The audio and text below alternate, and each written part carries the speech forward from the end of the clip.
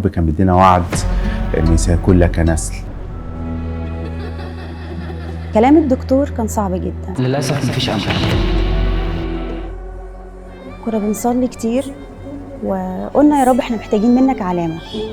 عندنا ثقة في الرب ان هيكون عندهم طفل. من المبدأ من الأول أساسا كنا رافضين الموضوع إن ما كانش فيه حمل.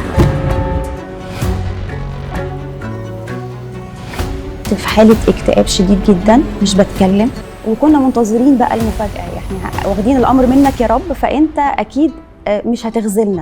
إحساسي كأب ناحية ماجد كمان إنه مشتاق يشوف ليه طفل.